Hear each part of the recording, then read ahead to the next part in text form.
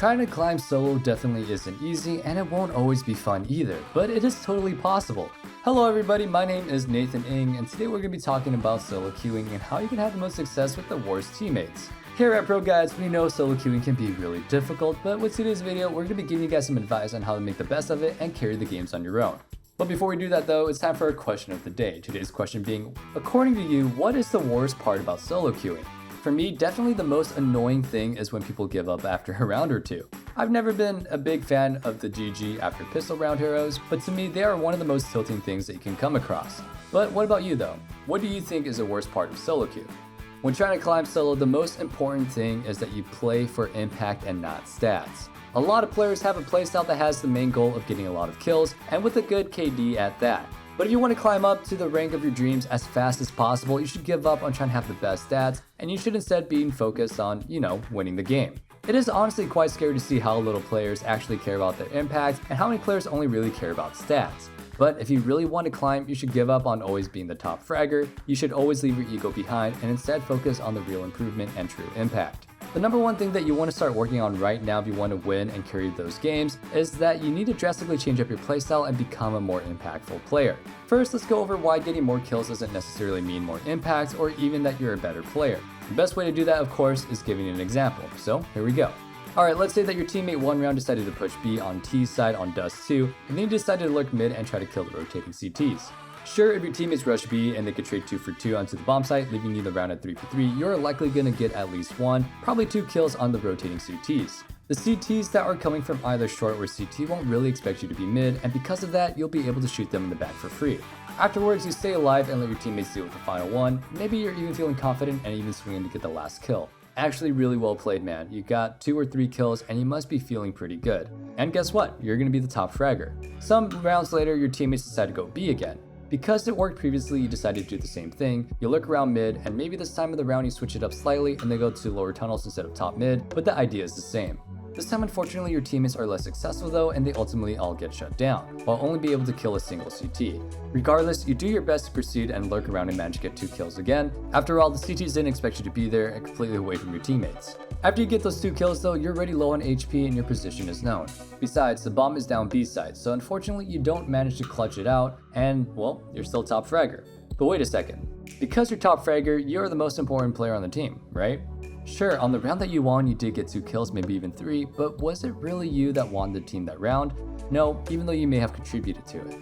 One of the only main reasons that your team was managed to win that round was because the trades went well and they managed to secure the bomb site. Does it mean that it was your fault that you guys lost a round where your teammates didn't manage to trade it out? Well, no, of course not. Just because you got the most kills in a round does not necessarily mean that you won the team the round. Sometimes you can even get all 5 kills but lose regardless. So kills don't necessarily reflect impact. That doesn't mean that your top fragger is never the guy that's carrying though. If they have the right playstyle, they can be, but a lot of people play to top frag and not to win. Alright, so even on the round that you won, you weren't even the most impactful player, but who was? Well, that's a little bit difficult to say. Maybe it was the guy that went in first and didn't get a single kill, but did allow his teammates to get that easy trade, or maybe it was the second guy that managed to get the trade first, or maybe it was even the third guy who managed to secure the final trade.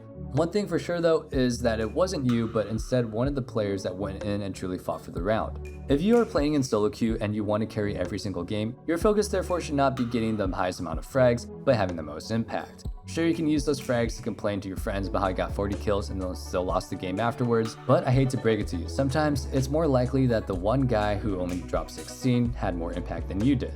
The first step to truly climbing solo queue therefore is massively changing your playstyle. You don't want to be on the other side of the map anymore, unless it's to sell a good fake while your teammates are committing to another bomb site. In general, you want to be in the pack that entries, and that is going to be ultimately deciding whether you guys win the round or not. If you're trying to become a better player and win more games, it's okay if you lose, but it's not okay if you aren't even having an impact on your loss. Kills do not necessarily reflect impact, and it's impact that you should be proud of having and then striving towards. One thing I would like to quickly say to prepare for you is changing up your playstyle and becoming a more impactful player is brace yourself. I was once a 32-16 hero while losing 16-0-2, and changing up your playstyle is difficult, and that first step is going to be quite rough. When I transitioned into becoming a more aggressive and more impactful player, it was not a lot of fun. I went from having great stats all the time to being a really inconsistent and generally low fragging player. I even initially ranked down quite a bit, but it wasn't long until I started recovering and truly started becoming a great impactful player. In a matter of just a month or two, I was able to climb from level 6 to level 10 on Faceit, and that feeling was quite amazing. I was winning games left and right, and so can you. But again, be warned that it's gonna first suck. You won't be able to get as many kills as you were used to, and going back to your old ways would be pretty tempting. But if you manage to keep going and continue getting better at your new playstyle after some time, the results will truly show themselves.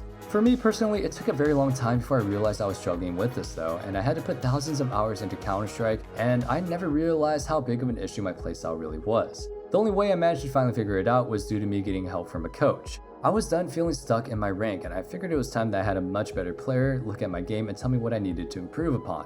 This was for me definitely the best decision I could have made, and I wouldn't be where I am today if it wasn't for that. In other words, I'm not necessarily saying get a coach, but it never hurts. But the first step of being better is finding out that you're making mistakes and being able to admit that you are making those mistakes. If that's you and you're looking to speedrun your way all the way to level 10 Faceit, Global Elite, or maybe just have another goal in mind, then coaching could definitely help. Which, leads me to ProGuides.com, where you can go ahead and get top-ranked coaches in CS and even a greater lot of games that will be willing to help you out. They don't pay me to say that. Actually, no, they do, but I totally believe in the product. It shows for itself. Personally, I'd recommend doing a live demo review, as you'll definitely be able to learn the most in the shortest amount of time, and you'll be able to ask any question the moment they come up. But you don't have to take my advice for it, and you can go ahead and try any other method of coaching that you'd like to try out. Regardless though, definitely make sure that you give it a try. Like many things in life and CSGO, what you put in is what you get out. Something else that's really important to realize, especially if you're trying to climb solo, is that you don't always have to carry. Sometimes it truly does happen to everyone, but we do have bad games. The worst thing that you could do though is forcing the issue and trying to carry your team round after round regardless. If one day you aren't able to shoot a bot even when it's completely stationary and you have all the time in the world, it's better to accept the fact that your teammates are able to help you carry. If you notice that your teammate is having a much better day aiming wise than you are, it's better to create the necessary space for them and then just try to do everything to help them out. Sure, I know I said it's important to have the most impact possible, and I stand by that, but also having a lot of impact is also throwing yourself and being the entry fragger. Create space for your teammates. Make sure that they succeed. Sure, I know I said it's important to have the most impact as possible, but if you become the entry fragger and then create space for your teammate, you'll be able to enable them to succeed. And if they succeed, you might be able to win the game. Sometimes it can be tough to admit that today is not the day, but if that's the case, you should allow yourself to get carried. Getting carried might suck, but throwing your game for your teammates won't exactly be appreciated either, and I'm sure they'll let you know. The final roadblock that you might bump into when trying to solo carry as many games as possible is that you simply aren't able to shoot as well as your opponents. By changing your playstyle to be a more aggressive one, it won't be long until you really get the rank that you deserve. As soon as that happens, your opponents are able to shoot back as well, or maybe even a little bit better than you can shoot them. And if that's the case, firstly, great. It's a really good sign that you're able to be at a rank that you deserve, and you should be proud of yourself that you carried yourself so far already. But the next step, of course, is getting even higher into the ranks. To do that, all you have to do is to improve your mechanical skill, as well as your crosshair placement, and maybe even honing some of your team play skills and communication. To improve your mechanics, I suggest you watching 2 videos. The first one being the 5 insane community maps to become a CSGO pro, to get great at the maps, and then the second video being the ultimate aiming guide, how to win every single duel and hit the first shot, which the title kind of explains itself.